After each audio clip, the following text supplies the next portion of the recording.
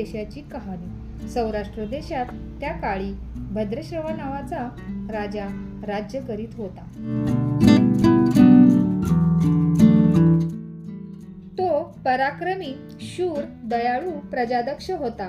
4 वेद, 6 शास्त्रे, 18 पुराणे याचे त्याला ज्ञान होते।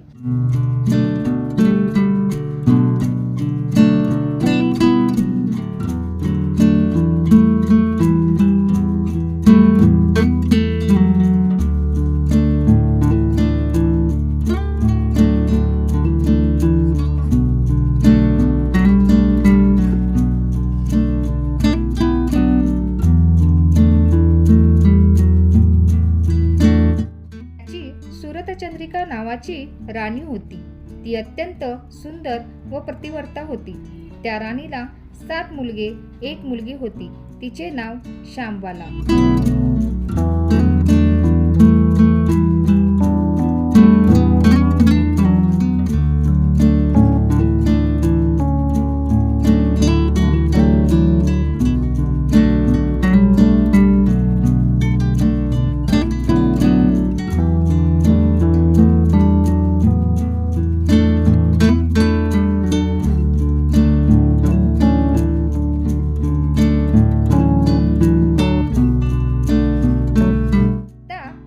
लक्ष्मी देवीच्या मनात आले, आपण राजाच्या राजगृही जाऊन राहूया। त्याने राजा आणखी सुखी होईल, म्हणजे राजा संपत्तीचा नीट उपयोग करून प्रजेला अधिक सुख देईल।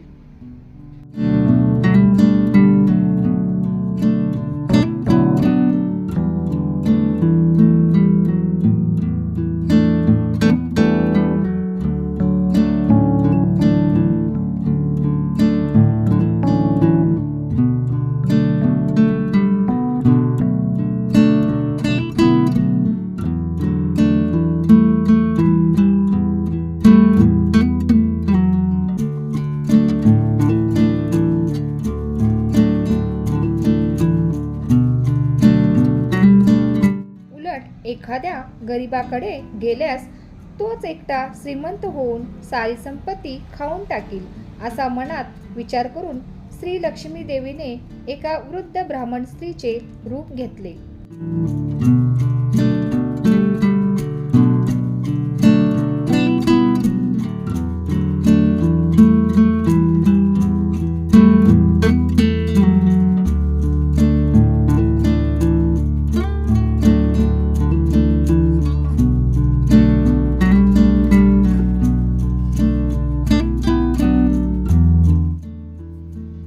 हातातील काठी टेकीत टेकीत ती राजवाड्याच्या मुख्य दरवाजापाशी आली।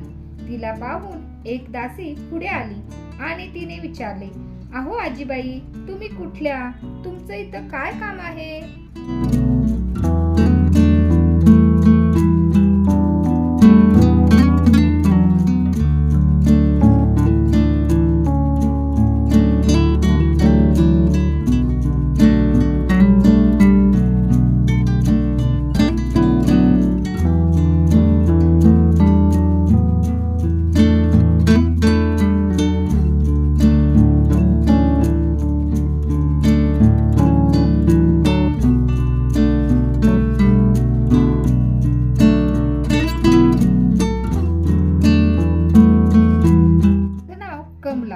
वृद्ध स्त्रीचे रूप घेतलेली श्री लक्ष्मी देवी म्हणाली, माझ्या पतीचे नाव भुवनेश, मी द्वारकेला राहते।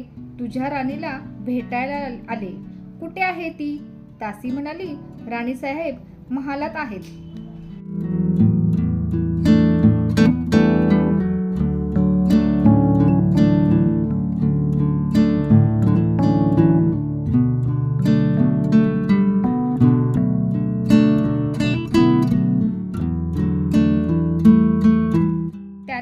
सांगायला गेले तर त्या माझ्यावर रागावतील, तुला त्या कशा भेटतील? म्हातारीला राग आला। ती संतापून म्हणाली, ऐक, ही तुझी राणी सूरतचंद्रिका मागच्या जन्मी एका वैश्याची पत्नी होती।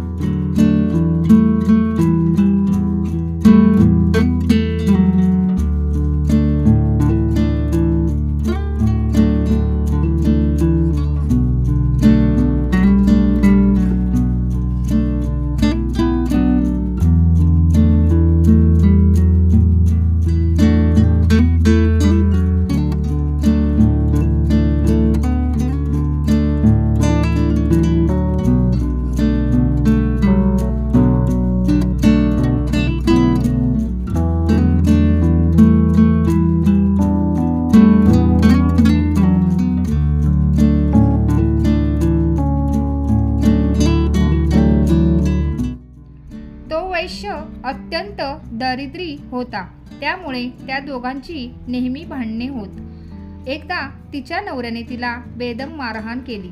तशी ती रागारागाने घराबाहेर पडली आणि उपाशीपोटी रानावनात भटकू लागली. मला वाईट वाटले. मी तिच्या जवळ गेले. तिची सर्व हकीकत ऐकून तिला श्री महालक्ष्मी व्रताचा उपदेश केला. माझ्या उपदेशाप्रमाणे सुरतचंद्रिकाने श्री महालक्ष्मी व्रत केले.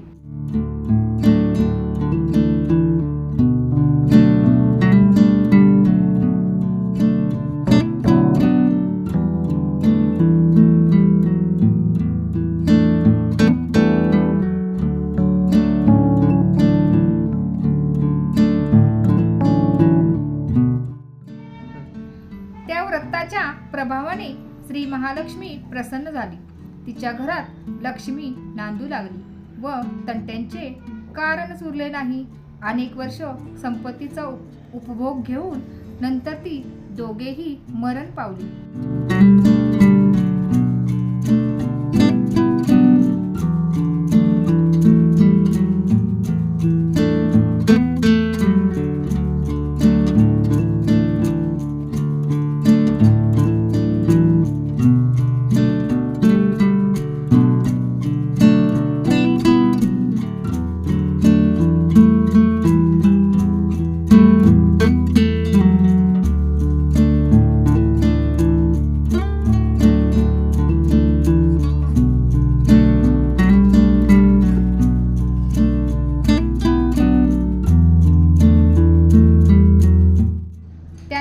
जितकी वर्ष महालक्ष्मी व्रत केले तितकी 1000 वर्ष त्यांना सुखोपभोग मिळाले. आता त्यांना राजकुळात जन्म प्राप्त झाला. राजसुखात दंग झाल्यामुळे त्यांना श्री महालक्ष्मीचा विसर पडला. त्यांना आठवण करून देण्यासाठी मी मुद्दाम येथे आले.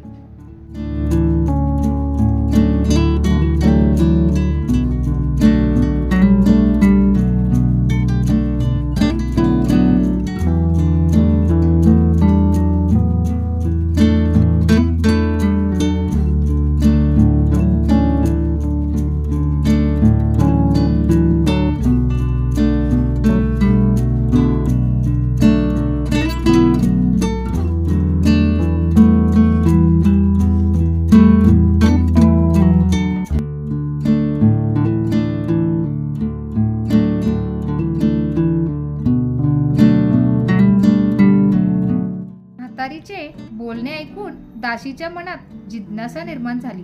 तिने म्हातारीला पाणी दिले, नमस्कार केला आणि म्हणाली, मला सांगाल का ते व्रत? मी करीन ते नेमाने. उठणार नाही, मातणार नाही, घेतला वसा टाकणार नाही. म्हातारीने दासीला लक्ष्मी व्रताची माहिती सांगितली.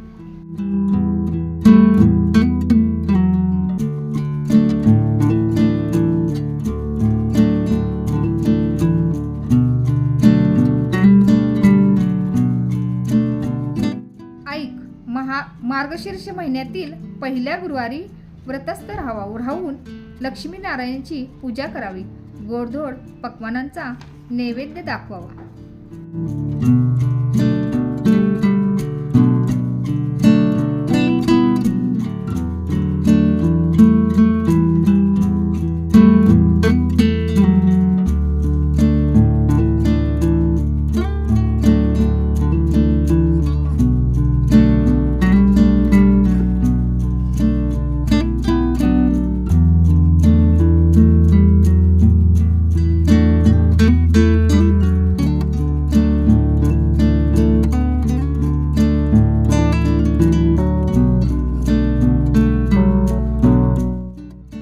लक्ष्मी देवी, आज तुझी यथामतीने पूजा केली आहे. आता तू प्रसन्न होऊन घरात निरंतर वास्तव्य कर, अशी लक्ष्मीची प्रार्थना करावी. नंतर नैवेद्याची पक्वाने उरले असतील त्यातील काही ब्राह्मणास देऊन बाकीची पतिपुत्रासह आपण भक्षण करावे.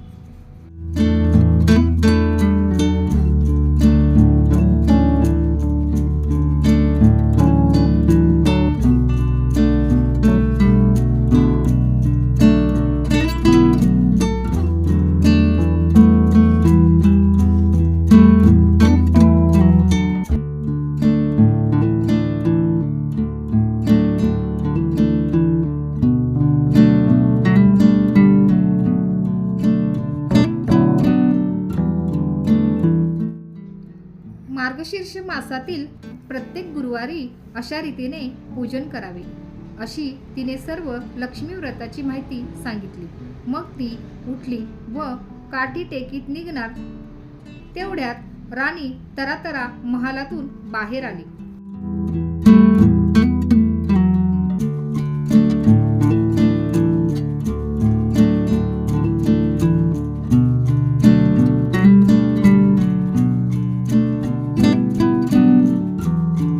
फाटक्या वस्त्रातील म्हातारीला पाहताच ती संतापली आणि उर्मटपणे म्हणाली, कोण ग तू थेरडे? इथे कशाला आली? चल, चालती हो इथून. ती म्हातारी म्हणजे प्रत्यक्ष महालक्ष्मी होती हे राणीला कळले नाही.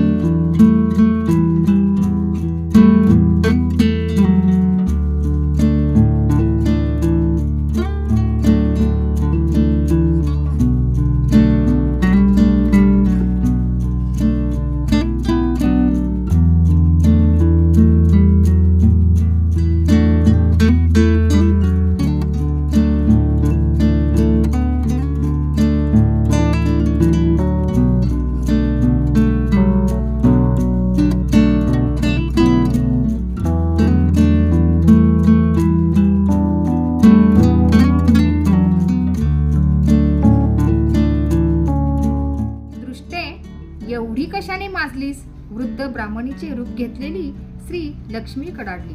तुझे उद्धट वर्तन पाहून तू जा म्हणण्याआधीच मी निघाले. आजचा दिवस लक्ष्मीचा असता तू माझी अवहेलना केलीस, त्याचे फळ तुला लवकरच मिळेल. राणीचा महाल सोडून म्हातारी कणत चरफडत तेथून निघाली.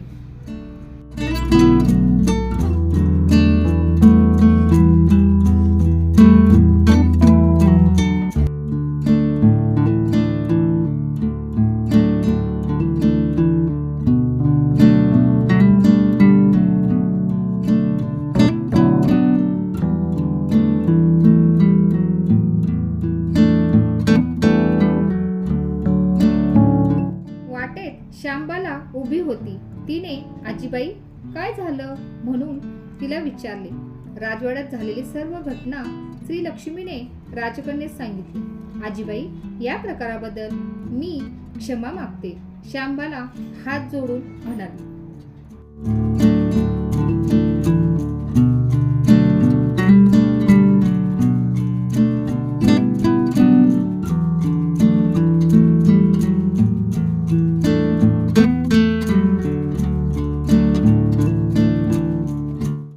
लक्ष्मीला तिची दया आली. तिने शांबालेला महालक्ष्मी व्रताची माहिती सांगितली. तो दिवस म्हणजे मार्गशीर्ष महिन्यातील पहिला गुरुवार होता.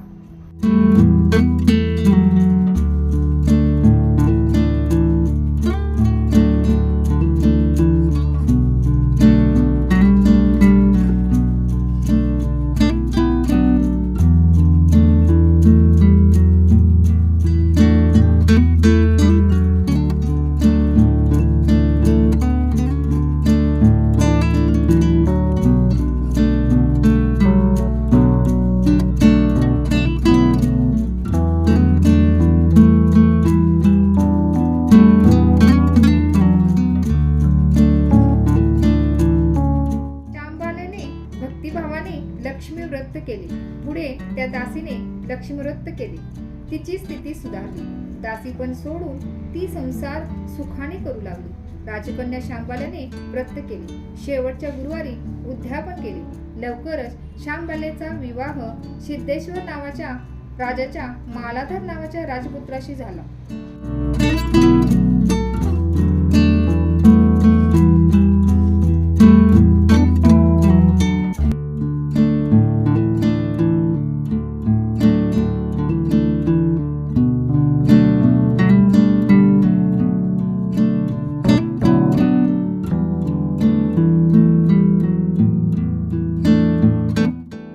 राजवैभव मिळाले. लक्ष्मी व्रताच्या प्रभावाने तिचा संसार सुखा समाधानाचा चालू लागला.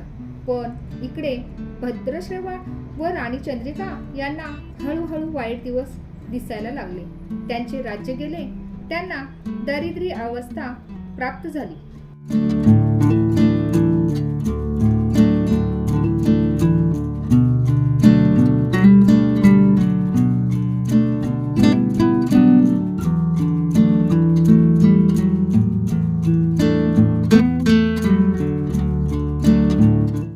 एके दिवशी भद्रश्रवाला वाटले मुलीकडे जावे, तिला पाहावे आणि 4-8 दिवस तिच्याकडे राहावे.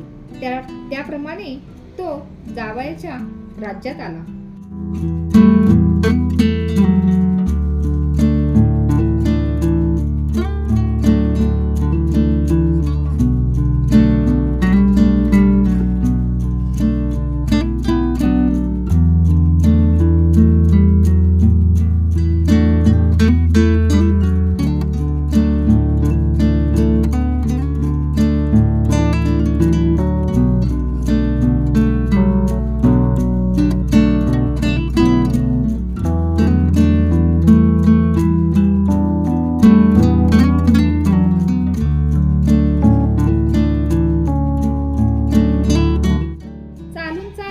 तो खूप दमला होता, म्हणून थोडा वेळ विश्रांती घेण्यासाठी तो एका नदीच्या काठी बसला.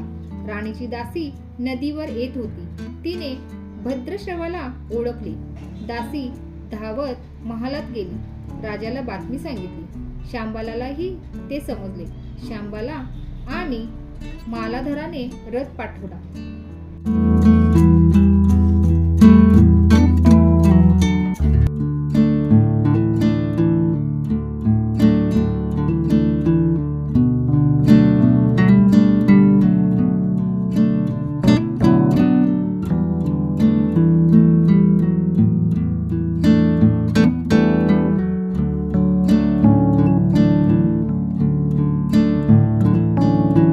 भद्रश्रवाला मोठ्या मानसन्मानाने राजवाड्यात आणले आणि त्याचा आदर सत्कार केला. शांबालेने त्यास उत्तम पक्वानांचे भोजन घातले. नानापरीचा पाहुणचार केला. परत जायला निघाला तेव्हा तिने हंडा भरून धन दिले. राजा द्रव्याचे भांडे घेऊन आपल्या गावी परत आला.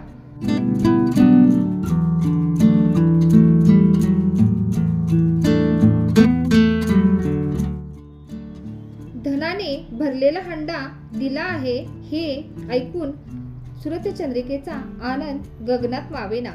घाईघाईने तिने हंड्यावरचे झाकण काढले. आत पाहते तर काय,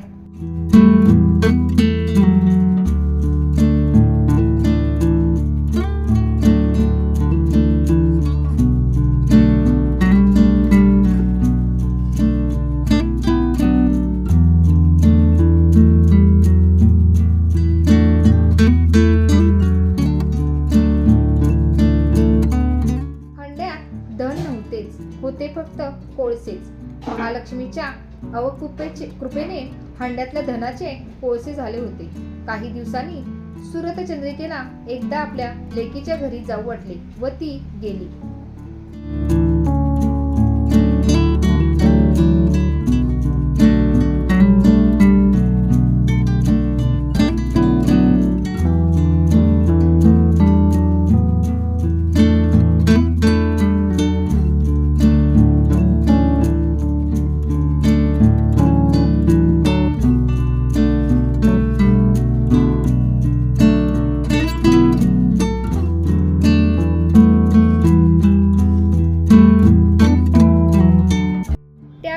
मार्गशीर्ष महिन्यातील शेवटचा गुरुवार होता. शांबालेने नेहमीप्रमाणे महालक्ष्मी व्रत केले आणि मोठ्या आग्रहाने आपल्या मातेकडून करविले. नंतर तिने आपल्या मातेची रवानगी केली. लक्ष्मी व्रत केल्यामुळे काही दिवसातच त्यांना त्यांचे पूर्वीचे वैभव परत मिळाले.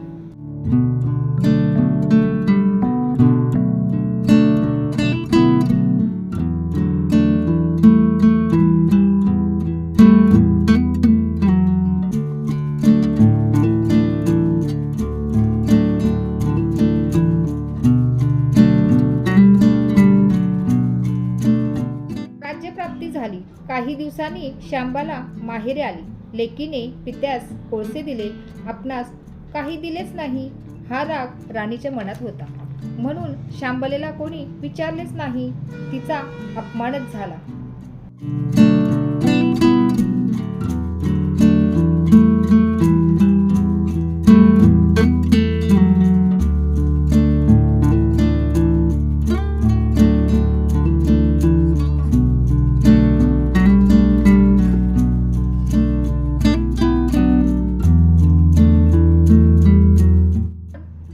शांबालेला आईचा राग आला नाही.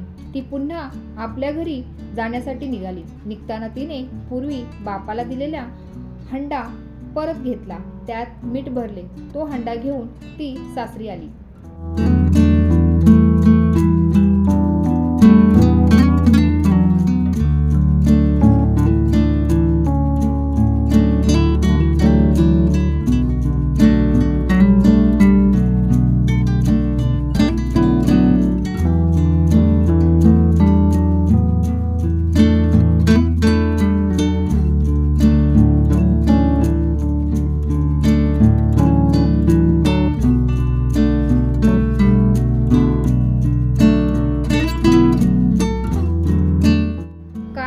माहेराहून मालाधराने पत्नीस विचारले.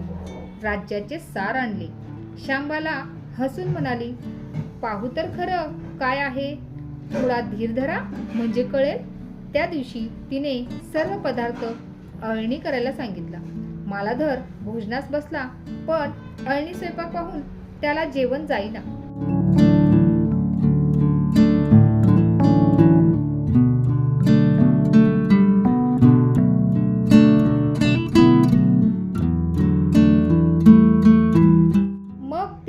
ताटात थोडे मीठ वाढले. पदार्थात मीठ मिळताच जेवण रुचकर लागले. हेच ते सर्व राज्याचे सार असे शांबालेने म्हणताच पतीला ते पटले.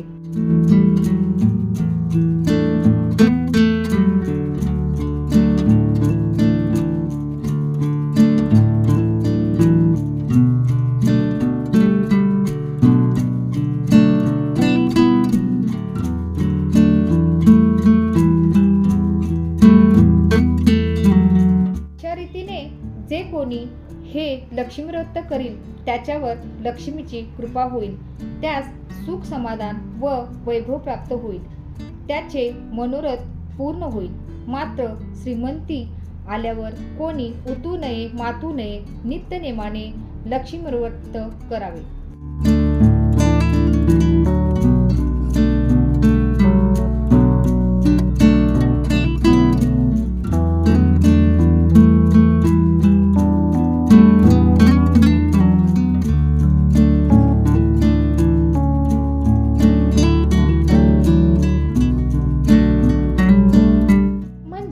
ते राजा राणीप्रमाणे सुखी होतील. मात्र ही कहाणी न ऐकता अथवा न वाचता जर कोणी हे व्रत करील त्यास व्रताचे फळ मिळणार नाही. अशी ही श्री महालक्ष्मी व्रताची कथा, गुरुवारची कहाणी सफळ संपूर्ण.